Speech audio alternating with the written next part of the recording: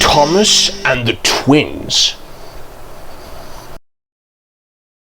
Dear friends, Bill and Ben keep asking if they can be in a book again. Well, in Cornwall during 1988, I met Bill and Ben's twins and talked to the driver of one of them at Par. He set me thinking, and this is the result. If our China Clay twins enjoy being in a book again, they should thank him, not me. I hope you will enjoy the stories too. The author, Wilbert Awdry. Scrambled eggs. The bridge across the river needs repair, the Fat Controller told the engines. I shall have to make a weight limit across it for a while. Percy and Daisy will be alright, and Toby too, but Thomas is too heavy. Thomas looked anxious. How would you like to go and help Edward? Suggested the Fat Controller. Can Annie and Clarabelle come? Asked Thomas. The Fat Controller shook his head. They'll be needed here, I'm afraid, he said. Daisy can't carry all your passengers on her own. Percy promised to look after Annie and Clarabelle, but they were sorry to see Thomas go. To cheer Thomas up, Edward took him to see Bill and Ben, the twin engines who lived at the China Clay Harbor. Oh dear, not another blue engine, said Bill cheekily. First Edward, then Dalton Douglas, and now don't forget Gordon, interrupted Ben. He came here once by mistake, so he said. I don't think he enjoyed it much, he added innocently. The twins both chuckled, remembering. No, but seriously, Edward, said Bill, why doesn't the Fat Controller paint engines a proper color, like us, for instance? Thomas let off steam indignantly. Let me tell you, he began. All right, you two, laughed Edward. Go and move those trucks or there won't be room for any more. Bill and Ben, unabashed, went off happily. You just don't have to take them too seriously, explained Edward. Thomas smiled ruefully. I wish I knew how you deal with them, he said. Near the harbor, the line crosses a lane. The crossing had no gates. The lane led to a farm which made butter and supplied eggs and milk to shops in the town. One morning, the farmer had difficulty starting his lorry. He did it at last, but the lorry jerked along in fits and starts. The farmer was worried about his load of milk and butter and eggs. That milk would be turned to butter soon, he muttered to himself as he neared the level crossing. The lorry lurched across the rails. The back wheels were just clear when its engine made a noise like a tired sheep and stopped. The back of the lorry was still jutting out over the railway line. The farmer struggled to start it again, but it would not go. He had just got down to telephone for help when he heard a train approaching. Thomas wasn't going fast. When he saw the lorry, he set his brakes hard, but he couldn't stop. He hit the lorry with a loud crash. The force of the blow spun the lorry round, splintered wood flew everywhere, and eggs, butter, and milk were catapulted over Thomas. "Oh!" he exclaimed and stopped. "Just look at my poor old lorry," said the farmer, emerging from behind the edge where he had been sheltering. "What a way to make an omelet!" The driver made sure Thomas wasn't hurt, then stood back and surveyed the mess. He began to laugh. "It's not funny," said Thomas crossly. An egg yolk trickled down his nose and burst on his bunker. "You're not standing where I am," said his driver. "You look just like a scrambled egg, Thomas." "Well, if a scrambled egg feels as sticky and wet as I do, then it's very uncomfortable," said Thomas. "Please clean me." Both driver and fireman tried hard, but the heat of Thomas's boiler had cooked the eggs, and they were stuck fast. "Sorry, Thomas," said his driver at last. "We can't block the line any longer. We shall have to go on." At the end of the line, Thomas was taken to Bill and Ben's yard to be cleaned. The twins were there. "Hello," said Ben. "What's this?" "Must be a new engine," said Bill. Ben inspected the arrival carefully. "No, Bill," he said. "That's not a new engine. It's Thomas." "But it's our color, Ben, and Thomas doesn't think our color is proper for an engine." They heard a grinding noise. "Are your joints stiff, Bill?" asked Ben. But it wasn't Bill's joints. It was Thomas gnashing his teeth.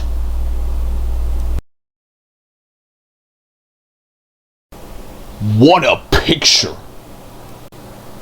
It took a long time to clean Thomas properly, and the twins kept teasing him till Edward told them to stop. "A party of railway enthusiasts is coming soon," he said. "I shan't bring them unless you behave." Bill and Ben were excited. Enthusiasts always made a fuss at them and took their photographs. "When?" they squeaked in unison. Edward smiled and winked at Thomas. "Next week," he said, "but not if you don't behave." Bill and Ben promised that they would. "Is it next week?" they asked Thomas each morning. Thomas enjoyed keeping the twins in suspense. "Next week never comes," he would answer mysteriously. Bill and Ben weren't worried. They kept urging their crews to polish them. "What's the hurry?" they laughed. "The enthusiasts aren't going to eat their breakfast off you, you know." "No," Bill whispered, "but they might if we were Thomas." The twins thought this a huge joke. It was lucky that Edward and Thomas weren't there to hear it. At last the day came, and the drivers and firemen agreed to give the engines an extra polish. They were sparkling when Thomas arrived with a special train. Many of the enthusiasts had notebooks, and almost all had cameras. Bill and Ben didn't know which way to look, but they loved it. Then the visitors queued up for a ride in either Bill or Ben's cab. Their cabs were low, and several visitors forgot to duck, but they didn't seem to mind. The enthusiast's visit was almost over when a shunter came running up. "A ship needs moving before the tide goes down," he said. "One of you see to it, please." Ben went in once, and most of the visitors went too to watch. Only one man stayed. He had a camera which took instant pictures. "Just one more," he kept saying. Soon even Bill tired of him. The photographer screwed his camera to a tripod and pointed it to Bill. "This is it," he chortled. "What a picture!" Ben's fireman ran up to them. "Ben needs help," he said. "The ship's going aground and he can't move it on his own." "Right, Bill," said his driver. "We can't wait any longer." He turned the tap, and with a hiss and a roar, Bill vanished in a cloud of steam. At that moment, the photographer pressed the button. When the steam cleared, Bill was hurrying off to help his twin. The photographer peeled the cover from his instant picture, looked at it, and threw it down in disgust. Quickly, the engines were coupled together. "When I say heave, heave!" instructed Ben. "1, 2, 3, heave!" Come on, puffed the engines. The cable tightened and stretched. At last, with a shudder, the ship slid off the mud and, towed by the engines, glided into deeper water. Bill's driver found the discarded photograph on the floor. All it showed was a cloud of steam with, very dimly, Bill's funnel at the top. He showed it to Bill. "What a picture!" remarked Bill to no one in particular.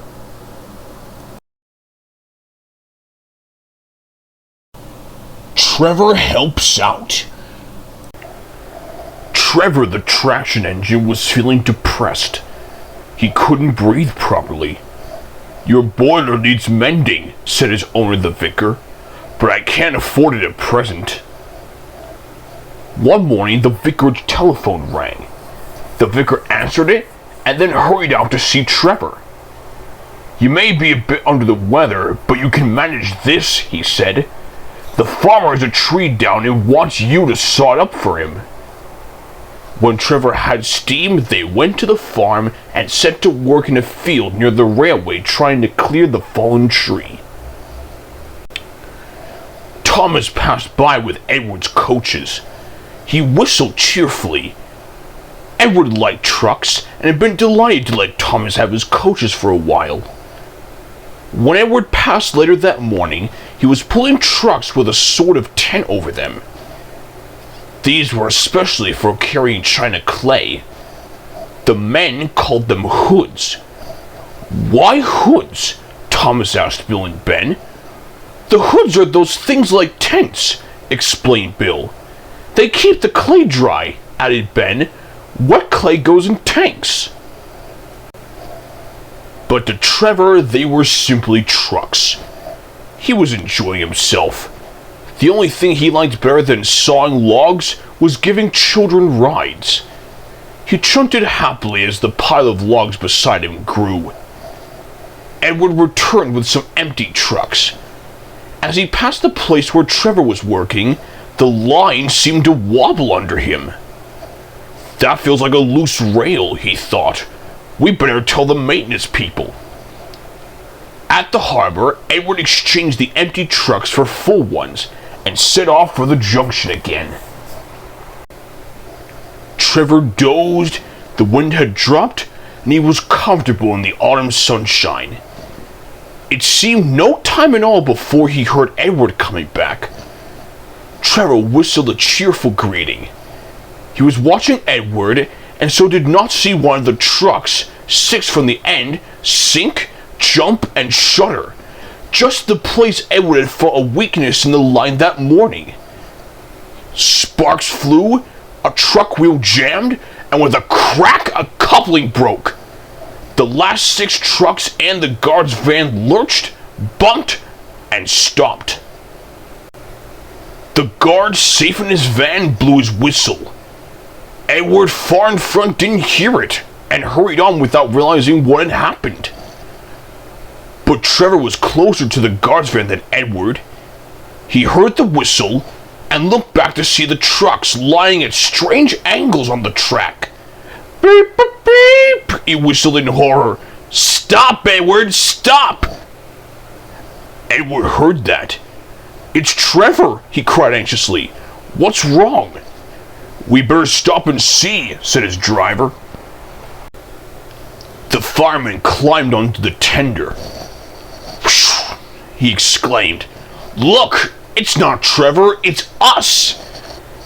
The guard went to protect the train, the fireman went to the farmhouse to telephone for help, and the breakdown gang soon cleared the line. That evening, the Fat Controller came to see Trevor. "Thank you, Trevor," he said. "I've heard about your boiler, and because you saved a nasty situation, you are to go to my works to be mended. Would you like that?" "Oh, sir," said Trevor. "Thank you. That would be lovely."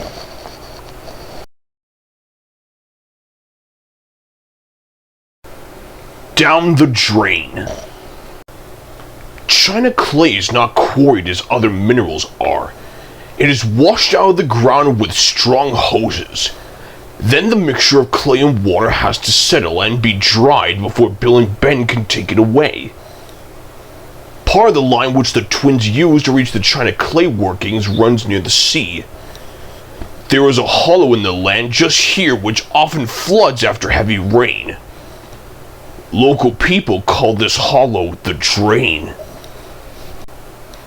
The Orden gales which had brought down the farmer's tree for Trevor to cut up were also causing rough seas and high tides.